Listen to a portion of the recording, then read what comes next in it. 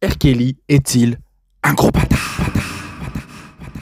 Ah, R. Kelly, tellement de choses à dire sur lui. Alors oui, vous allez vouloir répondre un grand oui à cette question, est-il un gros bâtard? Et même plus, mais ici on parle musique et non pipi. Bref, donc pour répondre à cette question, mettons-nous dans le contexte.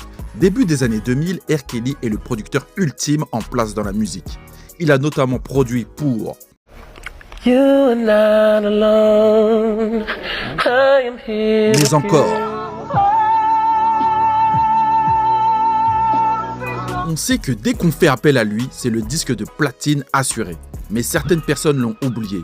Mais on y reviendra plus tard.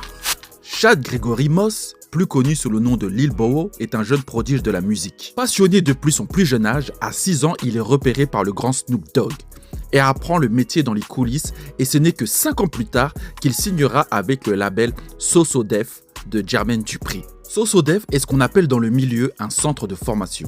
Ils repèrent des jeunes artistes, les signent, les forment et ensuite ils en font des giga stars. Lil Bow Wow en est donc un parfait exemple, car en 2000, il va sortir en feat avec Snoop Dogg, Bow Wow That's My Name.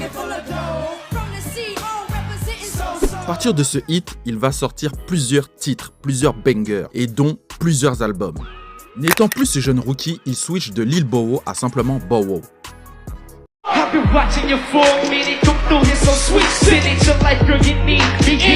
En 2005, il est en pétard. Il sort pour moi ses plus grands hits, Let Me Hold You et Like You, featuring respectivement Omarion et Ciara, tout en nous montrant ses deux petits abdos saillants huilés. Calme-toi, je le charrie car j'ai le seum en vrai. Car en 2005, il commence à sortir avec Ciara. Et c'est très important de le dire pour la suite de l'histoire. Donc tout va pour le mieux pour notre jeune adulte. Mais comme le bonheur est simplement une parenthèse entre deux choses qui se passent mal, patience. En 2006, ma Ciara ouvre les yeux et quitte Bow Wow. Bow Wow est sur un nouvel album, The Prince of Fame. En français, le prix de la célébrité. Il sort le single Shorty Like Mine avec Chris Brown qui aura son effet. Mais surtout, il est contacté par Papa R, car il aime ce qu'il fait. Ensemble, ils vont produire le hit I'm a Flirt. R. Kelly étant sûr que c'est le prochain hit, contacte Jermaine Dupri. Sortez ce single, c'est une tuerie, il va tout casser.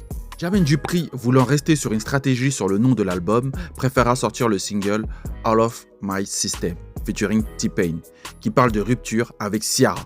Gros Jermaine a voulu surfer sur son état d'esprit quand il a sorti l'album Confession pour Usher, en exprimant sa peine suite à sa rupture avec Janet. Et donc il sortira I'm a Flirt en vulgaire bonus tract. Bow Wow, lui, voulait sortir le titre en single, car c'était un ultra fan de Robert.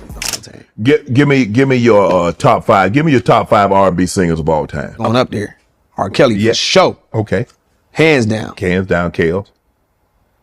Number 2 again. Damn! 3, 4, and 5. Et surtout, il ne voulait plus parler de son aventure avec Ciara, qui a été surmédiatisée. Fou de rage, le R va contacter Bow Wow et lui dire « Ton équipe sont des idiots. Je vais contourner le juridique en faisant un remix du titre et je vais leur prouver que ce son est un banger. » Laissa l'instru tel quel, supprimera du feat Bow Wow en mettant T.I. et T-Pain et il sortira le remix avec un clip.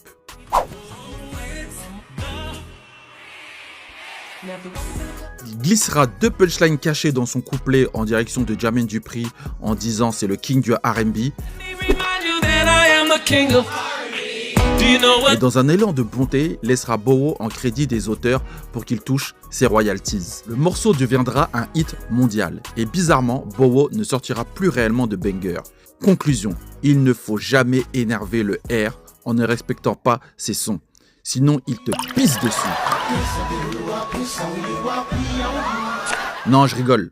Conclusion, le R est le GOAT ultime de la musique. J'ai dit musique.